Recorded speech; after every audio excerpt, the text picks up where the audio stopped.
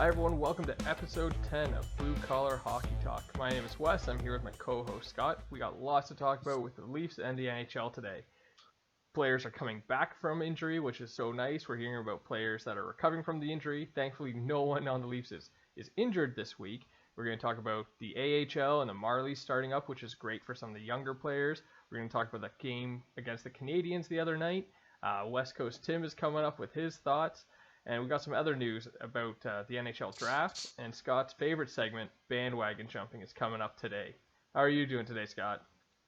Buddy, I'm doing well, buddy. I'm doing well. Had solid hockey games to watch. Too bad we couldn't pick up those points against Montreal, but whatever, we'll get to that, man. Things are good. Things are good, buddy. How about yourself? Things are pretty good here, man. You know what? We didn't win that game against Montreal, but I thought it was a pretty good game, and considering the Leafs were on a 4-game winning streak, I'll take that, man. 4 out of 5 anytime. Yeah, I mean, like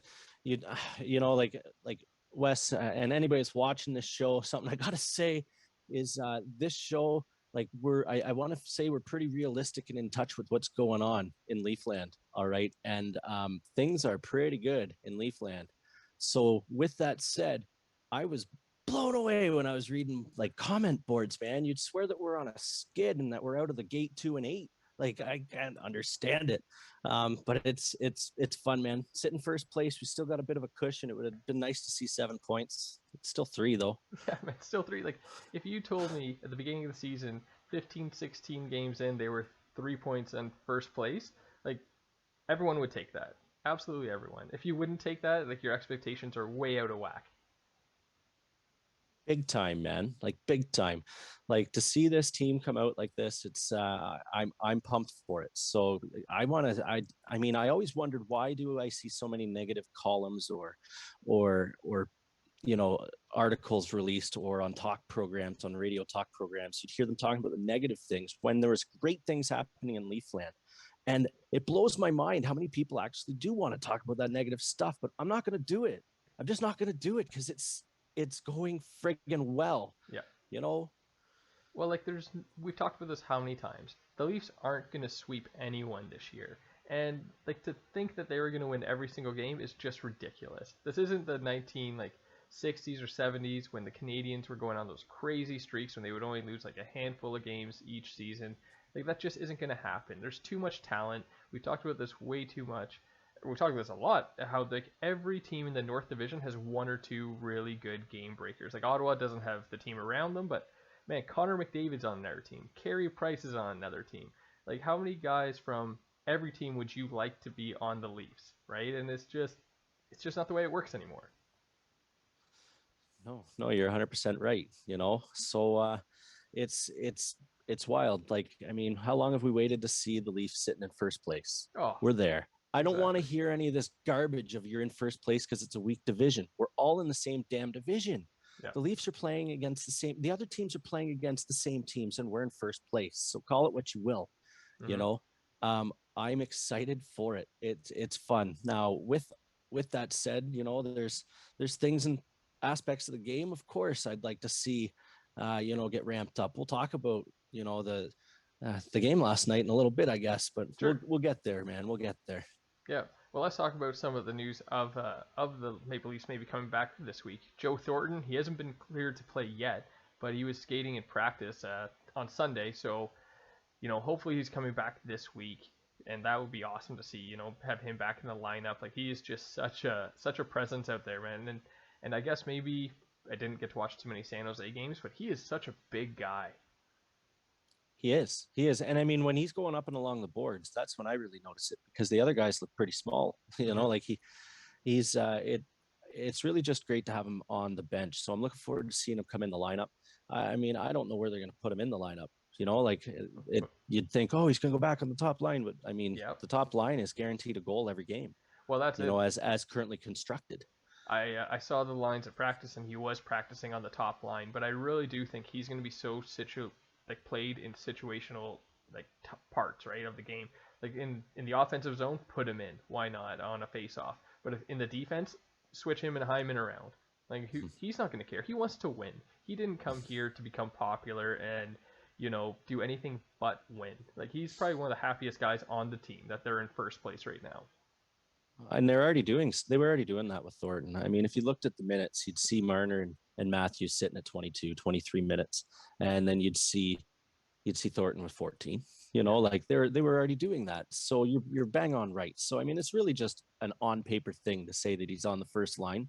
But once again, you're going to hear a lot of different chatter about it. Like it's going to have him and Hyman kind of flowing on and off that line, and Hyman helping out on another line. Like Hyman, I can't say enough good things about that boy.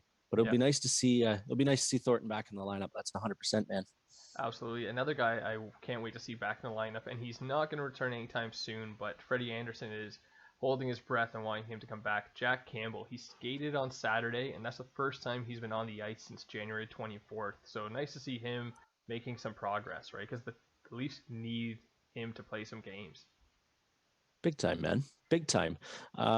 They, like you say, like Anderson right now is he's playing every single moment. And I mean, how much time do you try to bide before Campbell comes back? I feel like we're like, if we were going to see Hutchinson in net, I feel like we would have seen him already. Like, I really think they might actually try to ride this a little bit and then give Anderson a bit of a rest. Mm-hmm. But it's nice to see Campbell back on the ice, because it was a while between getting updates. Like, without hearing any progress, you start worrying a bit, right? So it's Mm-hmm. nice to hear that he's hit the ice. Yeah. And the one guy that actually has been cleared to return is Nick Robertson. Even though he hasn't cracked the Leafs lineup, he's been sent down to the Marlies, which is great to hear because he needs his ice time. And with no OHL going on this season, like there's nowhere else for him to go. So getting him some ice time would be great. I would love to see him on the Leafs, but getting 5-6 minutes a night, like that's not going to help his development at all. It's not. And I mean, I think as a Leaf fan, and I mean, even when we're talking to other Leaf fans, and really like, in touch fans, I think that we got really used to looking for a savior, Mm-hmm. like when Kadri came in, get him on the lineup. When Jake Gardiner came up, we hated seeing him put down. It was free Jake, like every player that we draft, we try to get in there because we needed it. And for the first time in a long time, we're in a position where Nick Robertson doesn't actually have a spot on this roster right now, because like you say, it doesn't make sense to have him on the roster for an 8-minute position. Mm-hmm. In the past, he would have cracked the lineup and got 18 minutes a night. That's not where it is now. So yeah, it makes sense that he's playing down below. But with Robertson going down below, I thought that it was pretty interesting to see Sandin going down too. I thought that was pretty slick. I think that he needs to see ice time too. So that's a good move for both of them, because sitting on the ready team, it's all fine and dandy, but you need to play hockey. Yeah. And I think that's what it was. Like they were just kind of caught in no man's land and waiting for the AHL to start up on February 15th. And that'll be good for him. And like Adam Brooks will get some time as well, because the Marlies are down the street, literally from the Maple Leafs. So it's not like they're going to be away from these guys and not be exposed to it. Like the Marlies really is a well-run organization, and like I love going to Marlies games. I think they're a great time when they are playing. And like for those of you who don't know, the AHL, it's going to be like the NHL with the Canadian division, but there's only going to be 5 teams: the Belleville Senators, the Laval Rocket, the Manitoba Moose, and the Stockton Heat with the Marlies. Sorry. So I mean, I'm pretty interested to see. I'm pretty interested to see how this plays out with the AHL coming back in. It's nice to see those guys getting that ice time. Whatever, man. Like, I hope that there's no sour grapes on Robertson's side, because I feel like it's nice to get things right all the time, and always make the right choice, but you can't help the unforeseen, and this injury was that unforeseen. But it really sucks that he missed that experience that he would have got on the international stage by opting out of the juniors when his team won the gold, and he did that to make the Leafs. But it's just circumstantial, man. It's just how it played out. But that sucks for him.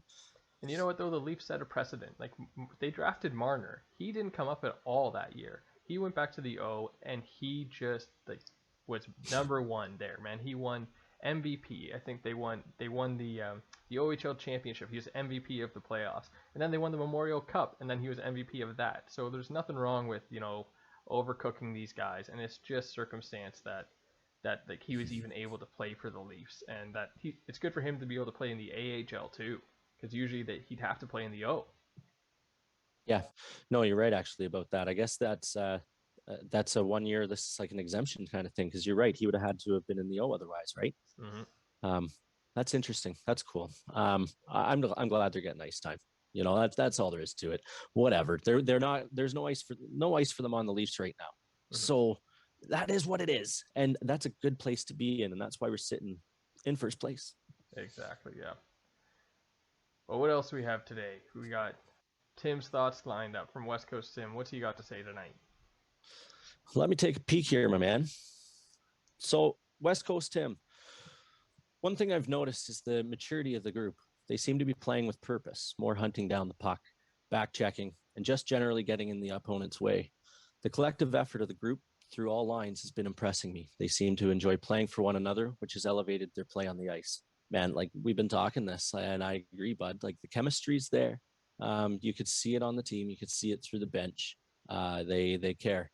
I'd like to see that translate into a little bit better than being out hit 46-20 or whatever the hell it was, but or 18-1 at one point. But whatever, like the group is playing a lot better. I mean, like look how they are defensively. Like when's the last time that we said that they look good defensively? And they do. And this team playing right now almost like they think they can go up 1 or 2-0 and shut a game down. Mm-hmm. And they almost can. They almost can, man. Like they're getting there. Like this. Yeah, for sure. I agree, man. Like I think the Leafs have played every single game this season, and they haven't really been out of it, other than that first game against Ottawa where they just looked bad. But man, to think there's only one game where they really, really didn't look engaged, or they weren't able to come back and make it a game. Like last night's game against Montreal, man, like I said on our last show, Carey Price just kind of stole that game. He made some unbelievable saves in the first period. Like that, the Leafs could have really been up like 3 or 4 goals in the first if it wasn't for Carey Price playing the way he does. No, you're 100% right. And I mean, if you don't mind, maybe now would be a good time to do the review and kind of tie in West Coast thoughts during this little bit, because I'm going to repeat myself a ton otherwise, if you guys don't mind. Absolutely, man. All right. So, I mean, like we had the game last night, right? So Canadiens against the Leafs, it was an okay game. We lost 2-1. The Leafs came out looking good. Marner scored his first goal against the Habs. With that goal, he scored against every team in the NHL. The Canadiens came to life halfway through the second and started to take over the game, and that play continued into the third. And you know what? I can't help but think that that's got a lot to do with the fact that there's the physicality of the game was completely one-sided for so long. Tyler Toffoli, he tied it up on a beautiful play. Freddie had no chance on it. The winning goal from Brandon Gallagher came just over 3 minutes left in the game. Like what are you thinking there, Wes? There's a little bit more there if you wanted to add. Like I don't know. I think the Leafs played well enough to win, and it was just some lucky bounces that they lost the game on. And they didn't really have their legs in the third, but they still look good. It's not like they just came out in the third and were trying to milk the 1 goal lead. Like they did have some chances early on, but man, that's hockey. Like sometimes it just doesn't go your way, right? Like how many times does Matthews miss a net? One of the stats that has been tracked lately is like attempts on goal, and it's amazing how many shots they go toward the goal, they just don't go in, or they don't even make it to Carey Price, and the Leafs are always beating other teams on that.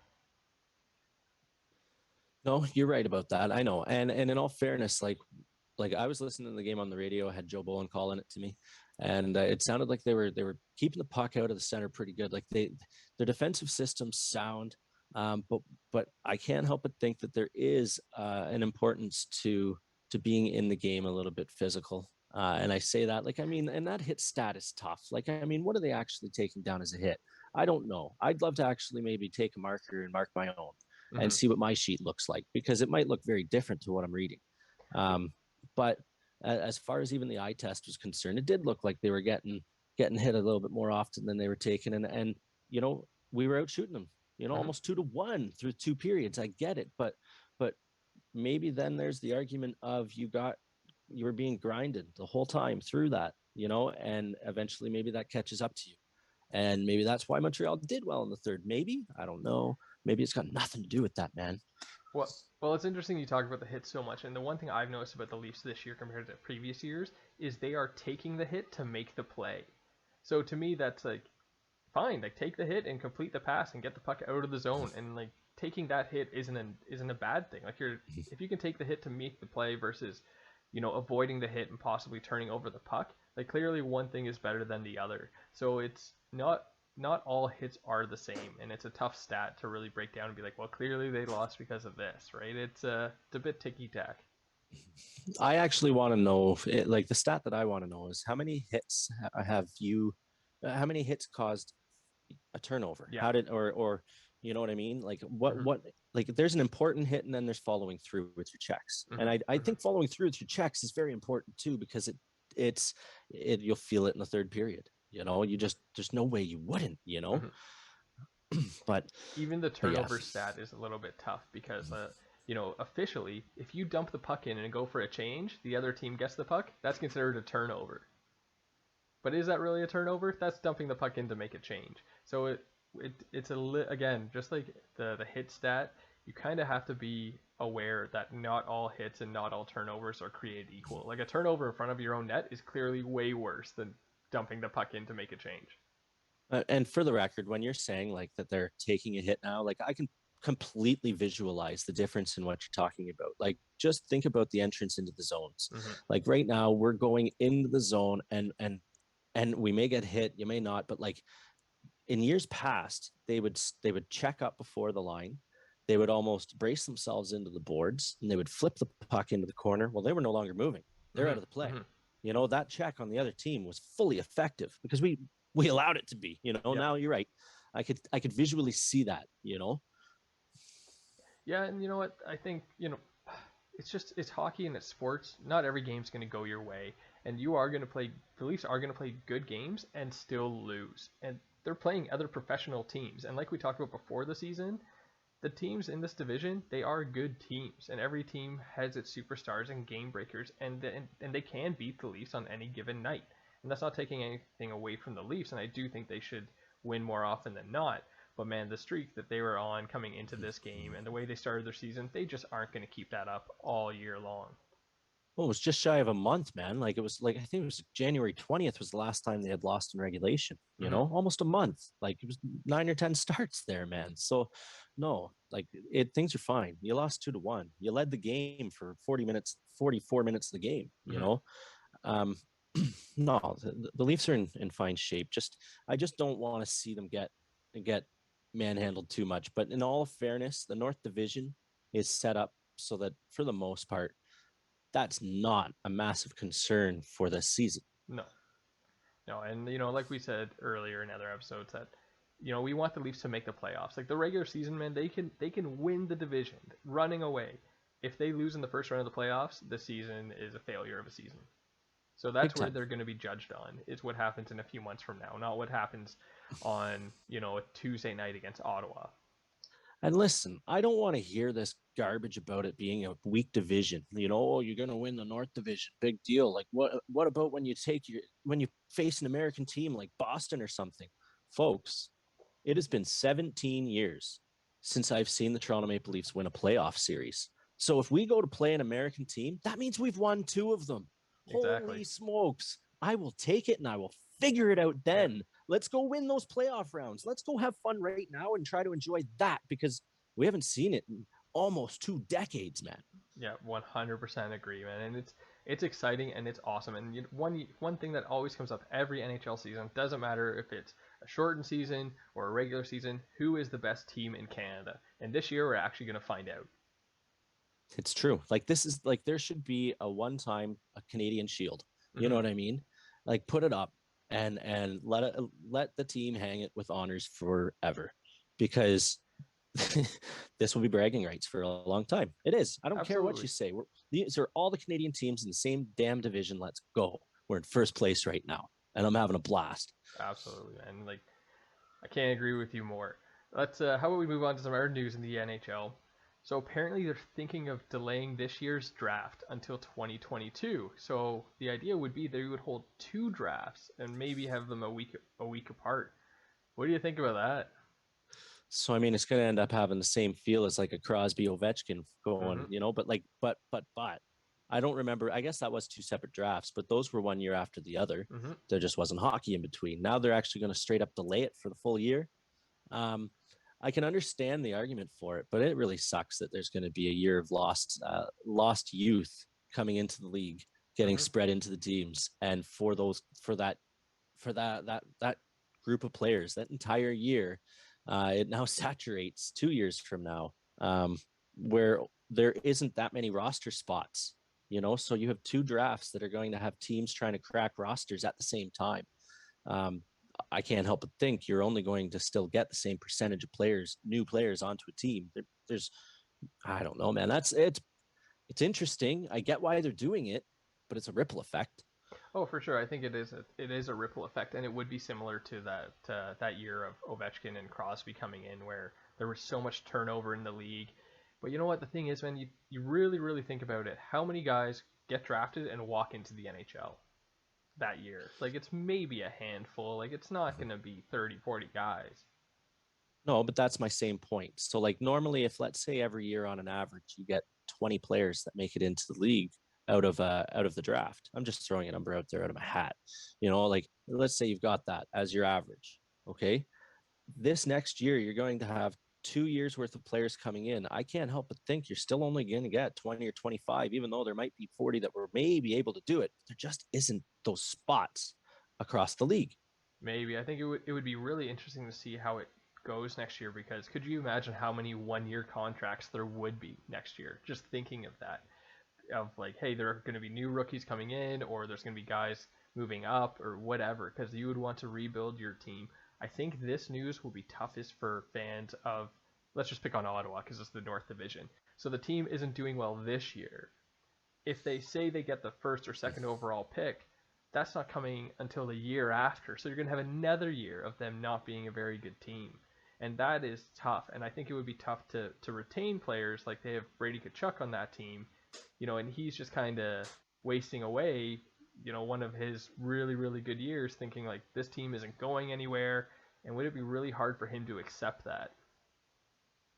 Yeah, no, I got you, man. I got you, and that's true. That's true. It should be interesting to see how this goes.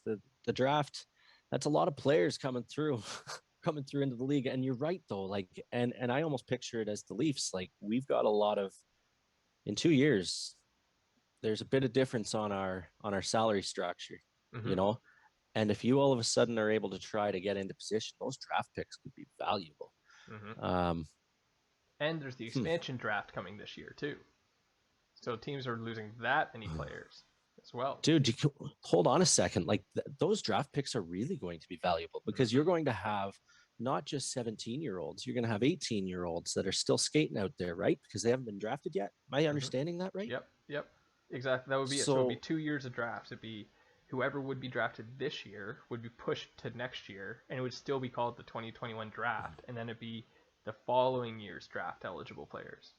but they're a year older. They're just that much Yes, more valuable. You know what yes. I mean? They're that much more ready as far as just growing up, getting into their body, as a man. They might have a bit They're more man strength, but they might not be any more skilled because they had this year off in between, right? Like it's Yeah, a man, it's a you're year right. of stunting their hockey development. Yes, it is. You're right. They're not exactly developing at the moment. Yeah. Well, I don't know. I think it'd be tough, and you know what? I love watching the draft. I always think it's interesting to see who goes where, and the trades are always a lot of fun to keep track of as well. They are. No, they are. It'll be pretty interesting actually. That'll make for a lot of movement and trades in regards to making the draft picks even more valuable in the currency. Hmm. Like a first round pick will be worth that much more because Hmm. you'll have clarity on those players. They're just that bit older, man. That means something. But wow, the scouts are going to be busy. Oh, they would be. Well, this is the thing because they have nowhere to scout right now. They're just looking at tape from last year to scout guys for this year. So I think that's why they're really pushing this idea of delaying the draft. Like in other sports, they're really drafted from colleges and universities in the states, but junior hockey is where a lot of players come out of in Canada, and it's not going on right now, or it's going on and it was called they taken away, like the Quebec Major Junior League. They played like for a week and then they shut down earlier this year. So it's just kind of a So victim of this COVID, right? So what I'm hearing is for the first time in a long time, Eugene Melnick actually made a good decision by letting go his entire scouting staff because he didn't need them this year. Maybe. Just kidding. I'm just kidding. I'm just kidding. Just That's picking funny. on Ottawa a bit more. Yeah, it's so easy to pick on them. Well, how about we move on to your favorite segment, Scott? Off the wagon? The bandwagon I jumping. think it's off the wagon. I think it's on the wagon. I'm in, buddy. I like it. All right. So bandwagon. So we're going to pick 2 teams from each division. Is that how I'm understanding this, Wes? Yep. Yes, it is. And let's start off with the East Division. How do you think Boston is doing, man? The last 10 games, they're 8-1-1. So are you on that wagon or off that wagon? I hate Boston. I don't understand it.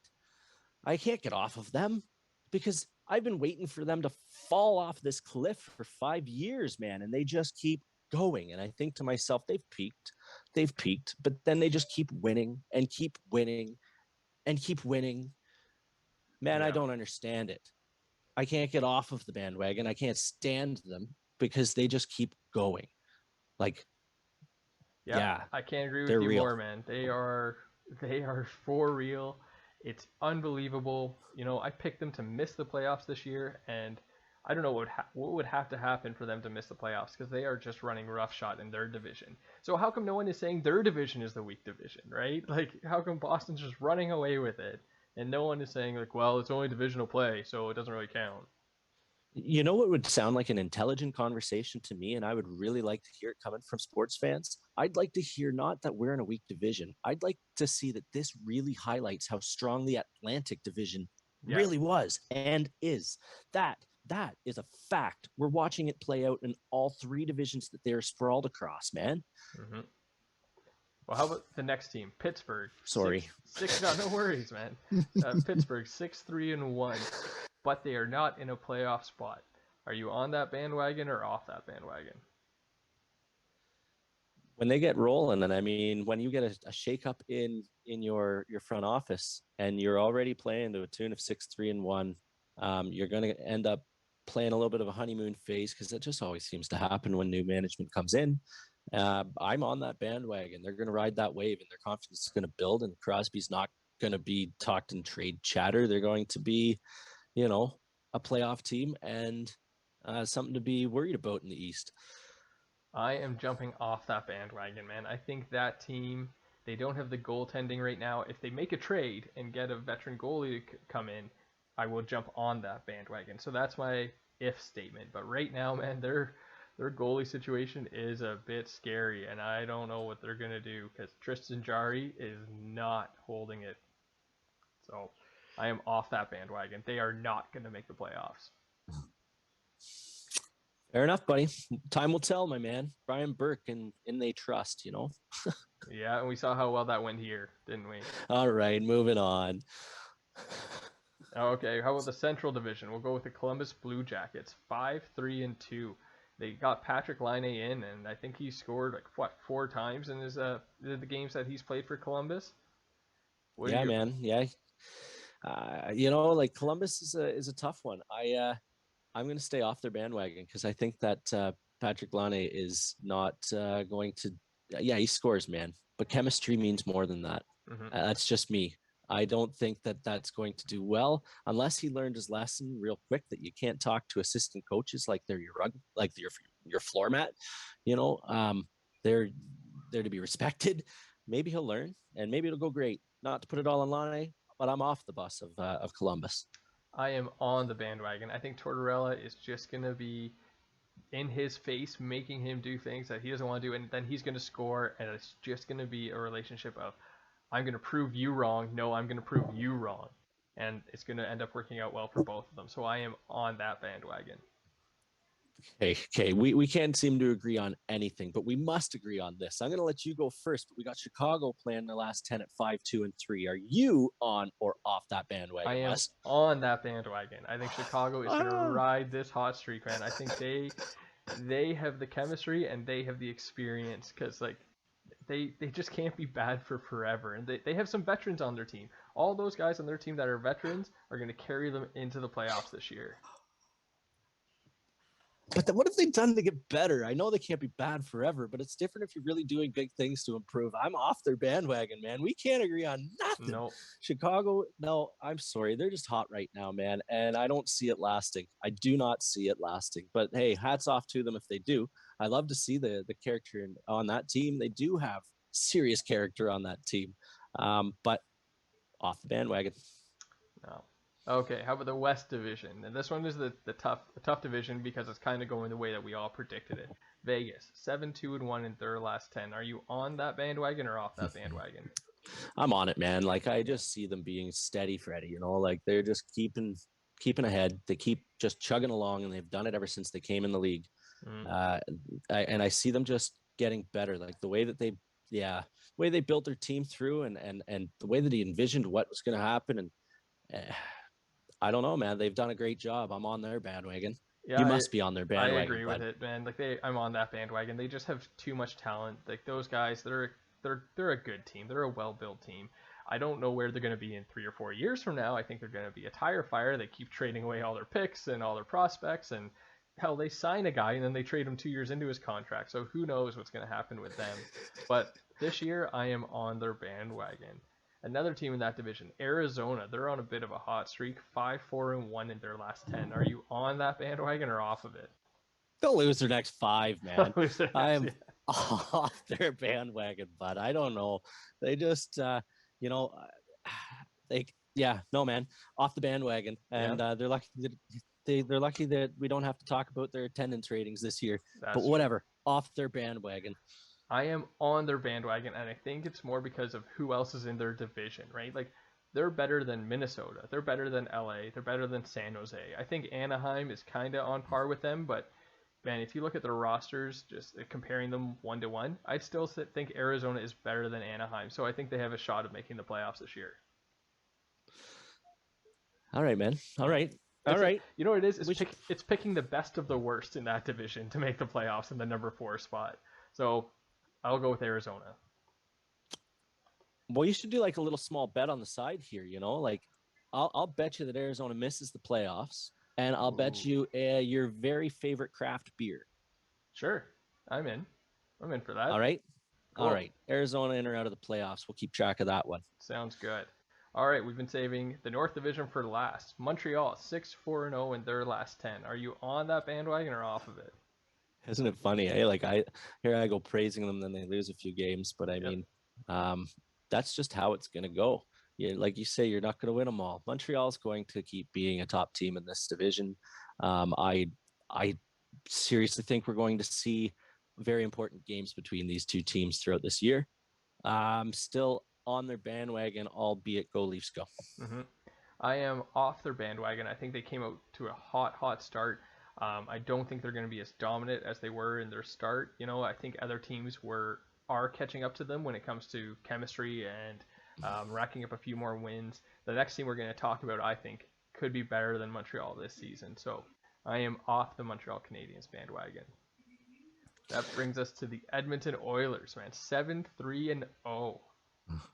About damn time. Yep. Are you buying oil or what? You know what? I've been buying oil and missing every single damn time for years now. But I'm still going to keep buying oil on this because they just, it doesn't make sense how you have 2 players on that team that are as good as they are and not be able to build wins around it even by accident. So 7-3-0, I'm on their bandwagon. I think they keep going in a good direction. I think that there's going to be a drive within that room. And I think that the only thing I worry about is, do they play for each other or do they play to try to not disappoint, McDavid and Draisaitl, because that's where chemistry will actually be tough to judge, but I'm on the bandwagon, and I say way too many words to get there. On the bandwagon. Yeah. And it's a little boring way to finish the segment. I am on the bandwagon as well. Like, I think they have too much skill, and like they're going to be on this pace more often than not. Like, I think they're going to be able to finish the season like at a 600 pace, especially with, Vancouver isn't really performing up to standard, so they're going to be able to pick on them for a bit. Ottawa, they're going to be able to pick on them. Like I said, I think they're on par with Montreal, so if they split that series, as well as Calgary, if they split that series, they're going to be fine. They're going to make the playoffs, and they're going to challenge Montreal for the number 2 spot overall this year in the North Division. Yeah, no, I agree with you, man. I agree. Like the whole time, I've thought it to be a 3-horse race. I can't remember if I actually had Montreal in that originally, but it's looking like that's going to be how it is, a 3-horse race and a big fight for the 4th spot with a couple that we already know are going to be down below. Yeah. All right, well, that was it for bandwagon jumping. How about we move on to this day in hockey history? And we are going to go way, way back into 1934. A standing room only crowd in Maple Leaf Gardens to see the defending Stanley Cup champions Toronto Maple Leafs defeat the team of NHL All-Stars 7-3. What's amazing about this game, it was played to benefit former Maple Leaf player Ace Bailey, whose career ended because of a skull fracture earlier in the season from a hit by Eddie Shore of the Boston Bruins. There's those Bruins again, man. We just hate them. The highlight of the night came before the opening faceoff when Shore approached Bailey and extended his hand to shake his hand. And the game generated $21,000 for Bailey, and he remained with the Maple Leafs 4 decades and was inducted to the Hockey Hall of Fame in 1975. The owner of the Leafs, Conn Smythe, announced that Bailey's number 6 would not be worn again, and it was the first number in NHL history to be retired. I didn't know that the Leafs were the first team in the NHL to retire a number. Did you, Scott? No, man. If I would never ever in the world have guessed that, seeing as it was the team that I grew up being the team that won't retire numbers. Mm-hmm. You know, like, I mean, like do you know who there's only 2 that were retired for a long, long time. Do you know who the other one was by any chance? Honestly, I don't know, and that is Number a shame. No, and that's fine. I only know because I'm looking. I'm not even going to try to claim that I knew this. You know, it was number 5, Bill Barilko, and I just looked at it and I thought, that's interesting, right? That was in 51. And then they went 65 years between retiring another one. Mm-hmm. You know, like that's pretty wild. I would never have guessed that, but that's a cool stat. Yeah, they just honored numbers for a long, long time, right? Like, until recently, until Shanahan decided, yep, we're retiring all these guys' numbers, which I thought was a really good move by him to really mend some fences that were burned in the 70s and 80s. Well, I mean, think about it. Like, it was weird seeing Matt Stajan skate around with number 14 on his back, right? Mm-hmm. Like, I hope I didn't just butcher that, but I'm fairly positive that's what it was. And you got Dave Keon. That's a number that should have been retired, right away. You know, but whatever. That was one thing that Brendan Shanahan came in to do, and he recognized that there was things that had to change to write the history of this team, and he did it. Mm-hmm. You know, I really think that he did it, and it's like you know, I believe in those Bambino curses. I don't know, it happens too often in sports not to. I was pretty happy to see those numbers get retired. That's a cool thing, man. I never would have guessed that Toronto was the first team to do it, though. Yeah, definitely not. And yeah, that was a bit of a long ramble about this day in hockey history, but I think it's an important thing to know for every Leaf fan out there. How about we end the show by previewing the upcoming games? Monday, the 15th, and Wednesday, the 17th. The Senators are coming to Toronto. How do you think these are going to go? Well, does Hutchison get a start? You would think, man. Like, if he's not going to start against the Senators, he's not going to start. Well, I would like to think that if he's going to start, it's got to be against the first game, because if Anderson starts the first game and then we by chance lose it, then it just puts too much on that second game, you know? Mm-hmm. So I think that we'll see the Hutch in the first game, and I don't know how we'll do. We'll see. The team plays different in front of different goalies, right? I hope, like, you have to hope that you win both games here. You're playing against the low end bottom feeder of your division, but my gut says I'm not as confident as that. I feel like we'll split them, man. Okay. I think they're going to win both games. I think they're upset that they lost against the Canadiens on Hockey Night in Canada, you know, and it was this whole big thing about how if the Leafs won that game, they're going to be 7 points up on second place, and now they're only 3. So that's a big swing, right? They're all 4-point games. So I think they are going to win 2. And I do have faith that if Hutch goes in, they are going to win, because I bet the guys will put pressure on themselves to not embarrass themselves in front of him, because they played well in front of Jack Campbell. And you know what? I think with both of these games, if they come out strong in the first period and score 2 or 3 right away, Ottawa will just fade away. You know, they don't have the fight in them to score 4 unanswered goals against the Leafs. No, I hear you on that. The Leafs should come out and they should play solid hockey. They should win both games. Like I say, I've given my prediction, but I'm going to watch and see how they come over the boards. I'm going to see how how we're playing with the confidence. Like, we should go into that game knowing that we could beat this team and to beat this team, not thinking that it's automatic. I agree. I think there should be some swagger. Like, the Leafs are a good team. They're in first place. It's a quarter of the way in. They should feel good about themselves, and they should be able to beat the last place team. Like, that's just the way it is, I think. And they need pressure on them too, man. Like, they don't want to be embarrassed. They know what's going on in the press and on social media and all those forums that you were talking about, how they get ripped and, trade Willie, trade Riley, trade, like Matthews and whatever. And it's just stupid stuff that gets thrown out. If they lose to the Sens, people will be like wanting to burn their jerseys because they'll think the Leafs are the worst team in the world. Yeah, now with that said, though, like this whole burn, all this stuff, trade this guy, I do want to see Willie pick it up, but I want to see him putting it in the back of the net. I'm not going to hate on him. I'm not going to say, hey, we got to do this or that. He's got to start scoring some goals. I'd be more worried about him if he wasn't getting the chances. Like, he's just missed some grade A chances in the past few games. So, he's a second-line player on this Leafs team. And the thing is with Nylander, he is good enough that the other team needs to play good defensemen and good lines against him. And that helps the first line because they're not playing against the best guys all the time. Like, I think Nylander, you know what? Put him out there in the fourth line every now and then, and I'm pretty sure it'll open up some ice for him. Yeah, no, you're probably right. And you know what? 2 games coming up here. I'm looking forward to both of them. I don't know what you're expecting out of them, but I like, as far as what you're going to be watching and keying in on. But I want to see them just be in the game a little bit more physically. That's it. Yeah. Okay, that's it. All right, man. Well, anything else you want to talk about before we get going today? No, not on me, man. Not on me. I just I'm enjoying this season. Let's keep enjoying it. Let's talk positive stuff. Let's go Leafs go. All right, Leaf Nation. All right. Well, if you like what you see and what you hear, please like and subscribe. Follow us on Twitter at BlueCollarHT or email us bluecollarhockeytalk@gmail.com. All right. Have a good night, Scott. You too. Take care.